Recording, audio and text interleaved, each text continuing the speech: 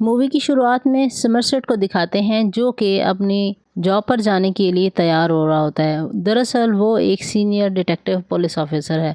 वो जाकर माइल्स से मिलता है जो कि एक न्यू ज्वाइनी है। वो बहुत ज़्यादा खुश और पुरजोश होता है अपनी जॉब को लेकर। फिर दिखाते हैं समरसेट अपने बेड पर सो रहा होता है, वो अकेला होता है। और दूसरी तरफ दिखाते हैं माइल्स को जो कि अपनी वाइफ के साथ होता है और सुबह का वक्त दिखाते हैं जब वो तैयार हो रहा होता है।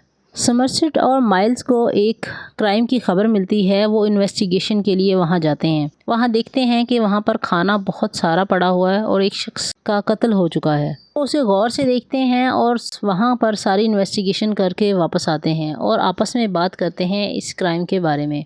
मॉर्टम रिपोर्ट में डॉक्टर्स बताते हैं कि इस शख्स को बहुत ज़्यादा खाना खिलाकर मारा गया है। वो उसको इतना ज़्यादा खाना खिलाया है कि ताकि उसका सिस्टम ही फेल हो जाए। कैप्टन को दिखाते हैं, वो भी समरसेट और माइल्स के साथ बातचीत कर रहा होता है केस के सिलसिले में। समरसेट कहता है कि ये केस थोड़ा अलग है। ये किलर कोई साइको कातिल नहीं बल्कि कोई पैटर्न बनाने की कोशिश कर रहा है। यहाँ पर माइल्स कहता है कि इसमें पैटर्न बनाने का क्या है, वो कातिल है, उसे पकड़ना है और उसे सज़ा दिलवानी है। कैप्टन उसे कहता है कि तुम्हें अपने आप को कंट्रोल में रखना चाहिए। दूसरी तरफ मीडिया इस चीज़ को बढ़ा चढ़ा कर बता रहे होते हैं। समरसेट इस केस पर बहुत देर तक रात काम करते हैं। फिर माइल्स समरसेट को अपने घर डिनर पर इनवाइट करता है, उसे अपने साथ ले आता है। उसकी वाइफ उसका बहुत अच्छे से वेलकम करती है और कहती है माइल्स पहली दफ़ा किसी को इस शहर में अपने घर लाया है। वो बहुत खुश होता है कि उसकी इतनी अच्छे से। समरसेट कहता है कि आपका घर बहुत ज़्यादा खूबसूरत है और बहुत अच्छे से सजाया हुआ है। खाने की टेबल पर अचानक से पूरा घर हिलने लगता है। दरअसल इनका घर एक ट्रेन के पास है और जब भी ट्रेन गुजरती है तो वो पूरा घर हिलने लगता है। हम अंदाज़ा लगाते हैं कि माइल्स की तबीयत जज्बाती है जबकि समरसेट ज़रा संजीदा और बात को बारीकी से देखने वाला है। उसके बाद ये दोबारा से केस की इन्वेस्टिगेशन करते हैं और चीज़ों को बारीकी से देखते हैं। माइल्स की वाइफ का नाम ट्रेसी है और जब ये इन्वेस्टिगेशन कर रहे होते हैं तो ट्रेसी सो जाती है। वो जब उठती है तो देखती है कि ना माइल है और ना ही समरसेट यहाँ मौजूद है। वो लोग केस के लिए दोबारा से कहीं और चले गए हैं। तो उन सारे सबूतों के दरमियान केस की बारीकियों को समझते हैं और कातिल को तलाश करने की कोशिश कर रहे होते हैं। अभी पहले केस की इन्वेस्टिगेशन चल ही रही होती है तो इन्हें खबर मिलती है कि एक और कत्ल हो गया है। ये वहाँ जाते हैं और उस केस को जानने और समझने की कोशिश करते हैं। इस बॉडी पर ऐसा सिंबल बनाया जाता है जो कि उसके लालच को जाहिर करता है। ये समझते हैं इस केस के बारे में कि पहला केस दूसरे केस से जुड़ा हुआ है। अभी दूसरे कत्ल की इन्वेस्टिगेशन चल ही रही होती है कि तीसरे मर्डर की खबर आती है। वहाँ पर वो जाते हैं तो वहाँ एक शख्स एक बेड के साथ बंधा होता है पूरे साल से। जब उसे करीब होकर देखते हैं तो वो जिंदा होता है और अभी मरा नहीं होता। एक बार तो सब लोग डर कर भागते हैं कि ये क्या हुआ। फिर उसको उठाकर हॉस्पिटल ले जाया जाता है और उसका इलाज किया जाता है। दूसरी तरफ ट्रेसी समरसेट को कॉल करती है और बात करती है, इनवाइट करती है कॉफ़ी के लिए। वो समरसेट को बुलाती है और कहती है कि मैं इस शहर में एडजस्ट नहीं कर पा रही और माइल को मैं इस चीज़ के लिए परेशान नहीं करना चाहती क्योंकि वो अपनी जॉब में और इस शहर में बहुत ज़्यादा खुश है। मुझे समझ नहीं आ रहा कि मैं क्या करूँ। वो यहाँ पर ये भी बताती है कि वो प्रेग्नेंट है। यहाँ समरसेट उसे समझाता है कि तुम्हें अपने हस्बैंड से इस बारे में बात करनी चाहिए और यही ज़्यादा बेहतर रहेगा। समरसेट उसे बताता है कि मैं अभी तक सिंगल हूँ क्योंकि मैं अपनी ज़िम्मेदारी को इस शहर में नहीं निभाना चाहता, इसलिए मैंने अभी तक शादी नहीं की। यहाँ पर दिखाता है समरसेट का मिजाज बहुत ही अच्छा और हम्बल भी है।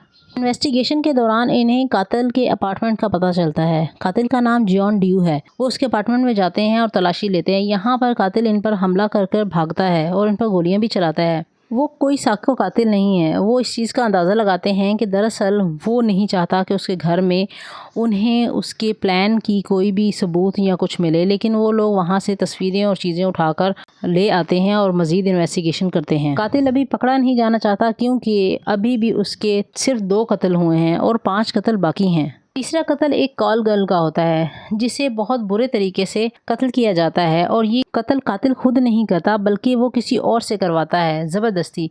ये उस शख्स को पकड़ कर ले आते हैं। वो शख्स बार बार रो रहा होता है कि मैंने ये जानबूझ के नहीं किया, मैं उसे कत्ल नहीं करना चाहता था, ये सब उसने मुझसे ज़बरदस्ती करवाया है। समरसेट माइल को समझाता है कि जॉन ड्यू जो कातिल है वो कोई पैटर्न बनाने की कोशिश कर रहा है और उसका अभी वो पैटर्न मुकम्मल नहीं हुआ, इसलिए वो सामने नहीं नहीं आया। तुम्हें इस बात को समझना बहुत ज़्यादा ज़रूरी है, जल्दबाजी से ये काम हल नहीं होगा बल्कि समझदारी से काम लेना होगा। कत्ल जॉन ड्यू एक ऐसी लड़की का करते हैं जो बहुत ज़्यादा प्राउड कराती होती है और उसके लिए वो कहता है कि तुम या तो अपना चेहरा दे दो या फिर अपनी जान दे दो, लेकिन वो लड़की अपनी जान दे देती है। 5 कत्ल करने के बाद जॉन सरेंडर कर देता है और कहता है कि मैं 2 कत्ल और उनकी बॉडीज़ के बारे में तभी बताऊंगा जब समरसेट और माइल मेरे साथ उस जगह पर जाएंगे। वो तैयारी करते हैं, हालांकि माइल उसके साथ नहीं जाना चाहता होता, लेकिन मीडिया की मुदाखलत की वजह से और बहुत ज़्यादा प्रेशर बनने की वजह से वो उसके साथ जाने के लिए तैयार हो जाते हैं। वो उसके साथ जाते हैं तो वो उन्हें बताता है कि दुनिया में गुनाह बहुत ज़्यादा बढ़ गए हैं और मैं उन गुनाह करने वालों को एक्सट्रीम की सज़ा दे रहा हूँ ताकि दुनिया को एक सबक मिले और वो उसे जाने। पहले शख्स को वो इसलिए मारता है क्योंकि वो बहुत ज़्यादा खाता होता है, हालांकि ये चीज़ उसकी ज़रूरत भी नहीं होती, फिर भी वो खाता है ज़्यादा। दूसरा शख्स जो कि इस कहानी में दरअसल 7 चीज़ों को दिखाया गया है, 7 चीज़ों को मिलाकर सिंबल बनाया गया है। प्राइड मतलब घमंड, एनवे मतलब जलन, वेल्थ मतलब गुस्सा, लस्टर मतलब हवस, ग्लॉटली मतलब बहुत ज्यादा खाने वाला, ग्रीड मतलब लालच और स्लॉट मतलब सोच। इसने उन्हीं लोगों को मारा था जो ये चीज एक्सट्रीम लेवल की थी उनमें। जॉन कहता है कि मैं माइल्स से जलन करता था क्योंकि उसकी लाइफ बहुत ज़्यादा अच्छी है और मुझे वो बिल्कुल भी पसंद नहीं था। वो उस जगह पहुंच जाते हैं जहां जॉन ने पहुंचने का कहा था। इतने में पीछे से एक गाड़ी आती है जो एक कुरियर डिलीवर करने वाला होता है। वो कहता है कि मैंने कुछ नहीं किया, मुझे $5000 मिले थे इस कुरियर को डिलीवर करने के। वो उसको उठाकर कुरियर देता है और वो चला जाता है। याद रहे कि अभी तक 5 कत्ल हुए हैं, 6वां और 7वां नहीं दिखाया गया। जब वो खोलते हैं तो उसमें ट्रेसी की मौत का सबूत होता है। वो वापस आता है और यहाँ पर जॉन बताता है कि तुम्हारी बीवी को मैंने मार दिया है। इसके बदले में माइल जो है वो गुस्से से बाहर हो जाता है और उसका कत्ल कर देता है और यही 6वां और 7वां कत्ल था। अपनी ज़िंदगी में कोई अपने साथ या कुछ भी कर रहा है, चाहे वो एक्सट्रीम लेवल का है, किसी को हक हासिल नहीं कि वो कानून को अपने हाथ में ले या उसे मारे। इवन यानी कि जलन जो कि जॉन करता था माइल से, इसलिए उसने उसकी बीवी को मार दिया। और जॉन माइल जो कि बहुत ज़्यादा गुस्सा करता था और उसने गुस्से में आकर उसे मार दिया।